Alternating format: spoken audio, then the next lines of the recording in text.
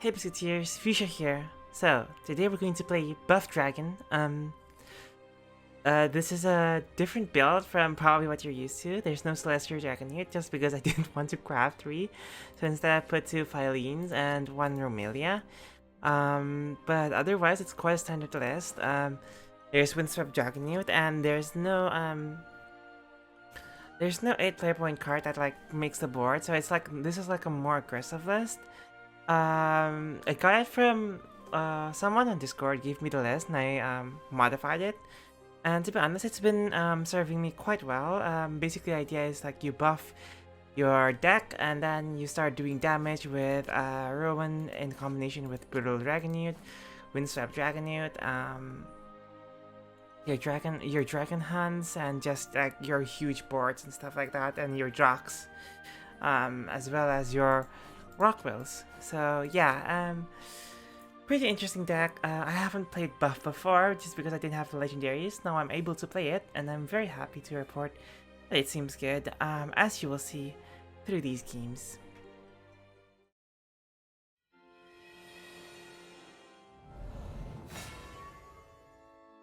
Alright, first game on the show is against Last Word Shadowcraft. So Last Word has been quite interesting in its evolution, because now it has become a bit more aggressive, you know, and like relying more on like Link Staff and Kagero to do damage to your face, and even employing like a Skeleton Raider sometimes, like the like before the Evo Shadow like engine really got going last expansion. Now here in my hand, I kept all my cards because these 3 cards are quite good. So I first buff my deck with Drak and provide myself with the Howling Conflagration, which is in my opinion quite good. They play a Thunder God here, which is a quite good tag for like artifacts and stuff with their with the Accelerate 3. I drew a Windswept Dragonite, which is quite unfortunate usually, but due to having Howling Conflagration, I just figured, oh, I'm just gonna play it next turn with Prime Conflagration into Howling Conflagration into Windswept Dragonite, and sure enough, that's what I do, buffing my deck, and then buffing the Dragonite, removing the Bellringer, and then going base. Now, one thing you have to keep in mind is that sometimes you end up with hands like these, where there's basically nothing on your hand. So what I do here is just I focus on going face.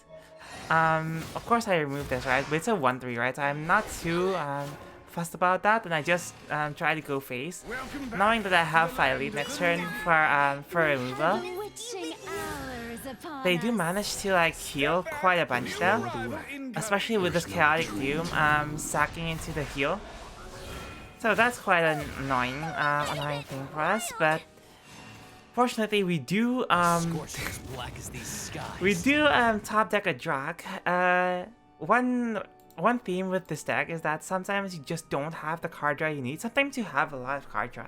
Sometimes you don't have a lot of card draw, and in these situations you really have to like use the cards that you draw like to its maximum potential. So often you will have to like hold cards in your hand until they get full value. In this case though, I managed to like draw a Drak, and because I want to do damage to their face as well, I evo it even though I didn't need to. And I just clear their board and deal 5 damage to their face. Of course, I also leave a 7/7 this way. Quite a good body, but unfortunately they do have that Cut Reaper. Easily remove that. Now I'm at overflow, which means now Filene is able to like increase the cost of their cards. So I just decided to like make a big board here, and using Filene and Brutal Dragonite to just maximize the board removal here, but also like going face for a bit. And now I have quite a big board. These are quite like 2 big followers, and this has a decent amount of HP, and this one has a threat of 3 damage. And now they can't play their Tyrant because we have Filene. So they don't have an easy way to answer this board, which means they have to think hard here. They can't even play a full cost Chaotic Doom, so they're forced to use a lot of resources here with Ghost into Wicked Rebirth, into trading here, playing another Spirit Invasion, but using it to trade instead of going face, which is quite good for us, and then evoing this, going for the 5/6, and leaving the 1/4 Bane up. Fourthly, we do top deck a Rock Whale, which is quite good for us, dealing more damage and drawing. Going face here, and Blazing Dragonite, nothing to discard, so it just draws. And next turn we have damage with Rock Whale, so... I walk the righteous path. Here, that's their win condition basically, just Rolling Staff and a bunch of Kagura spells. But unfortunately, our board is way too strong to ignore, and they don't have lethal yet with that amount of play points. So instead, now notice that notice however that because we denied them an easy Tyrant last turn, they basically use a lot of their like storm and like resources that they could have used to go face, and instead they have to like do this defensive play, which is why the last turn and this Filene was very important, and that's why Filene is like actually a pretty good substitute, I think, to it's not a 1-for-1 substitute, but I think it's a good substitute for like Celestial Dragonite in other ways, and you see here it being quite effective. Of course, I draw the Dragon's Awakening here, and I just play our own. There's a high chance we would win this turn anyways, but this makes it just a bunch of like really easier. Just going face here, and we win.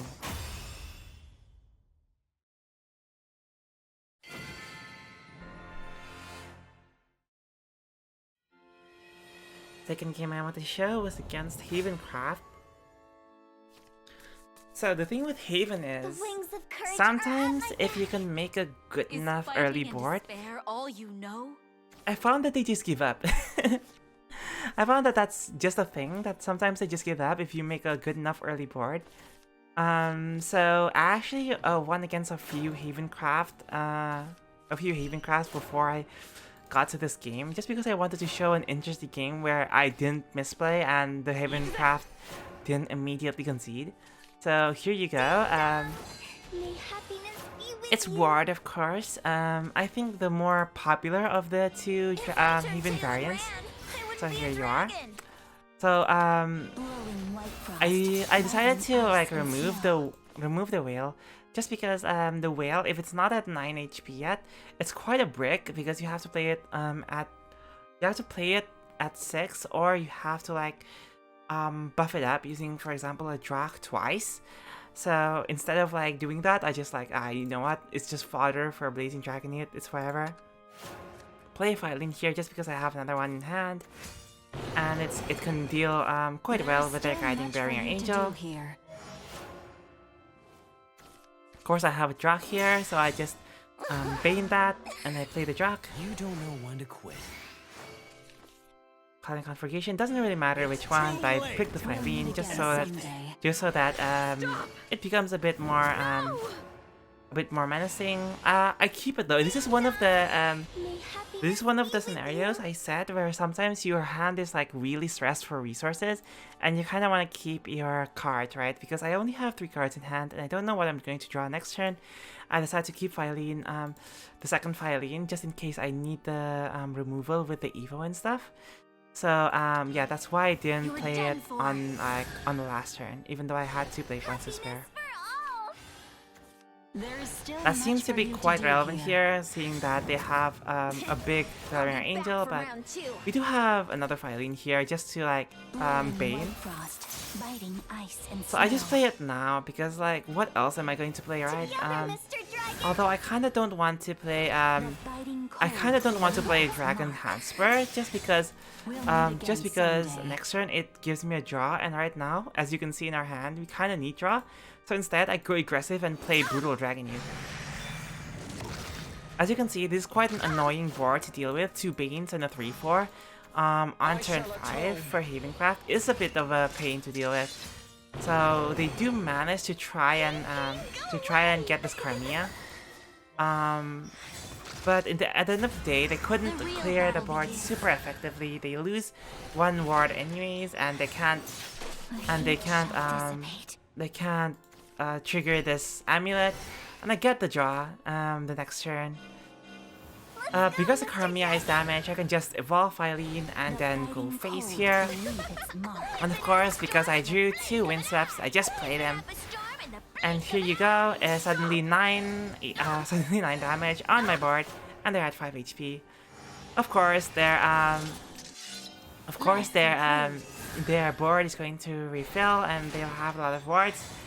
Now, because this is Ward Haven, any chance that they have no wards and they can go face with a Storm Follower, we just play it, right? Because Dragon's Handspur can bypass ward, and that's why I didn't play it last turn, even though it would have given me a draw. Just because this presents like a more immediate threat, and it's like it can like it has the chance to go face before they put up too many wards that I can't like go through later. It's like, it's a basic thing, but it's one thing that like sometimes I forget, and so I just wanted to make note of it here. So here they play the Lunar and Paladin, which is not amazing to be honest, just because one gets like Bane, the other one is like a 3-1, and they play a Wilbert, so they managed to like to get a Lion here, and also remove one of my followers. So I was waiting for like a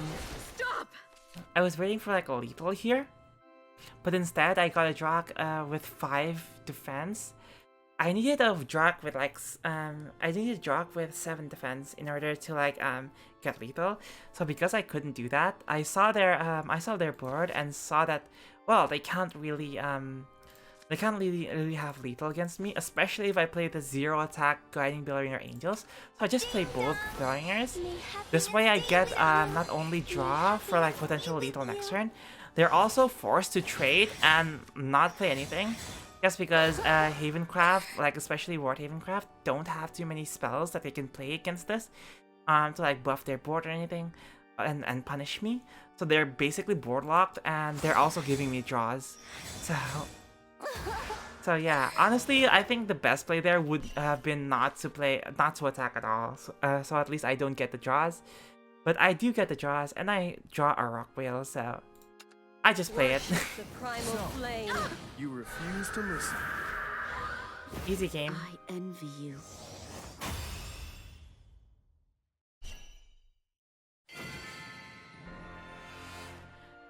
Alright, so that was Buff Dragoncraft.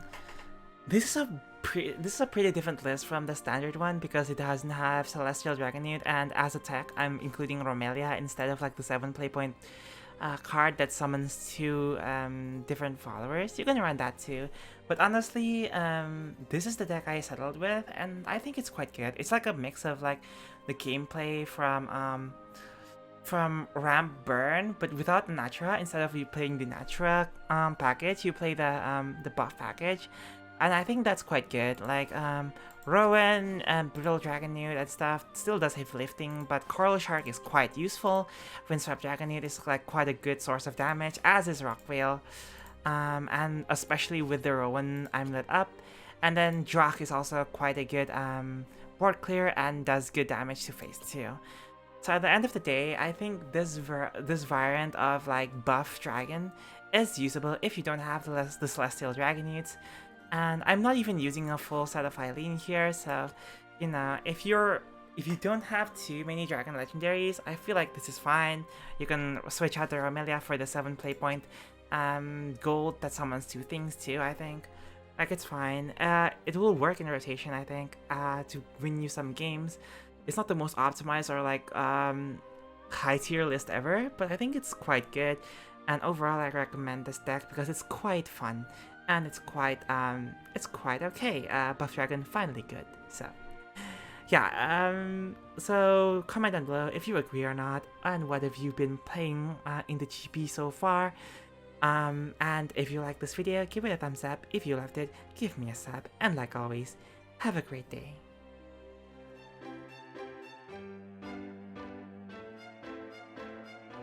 Man, I really hate you. But you're quite good.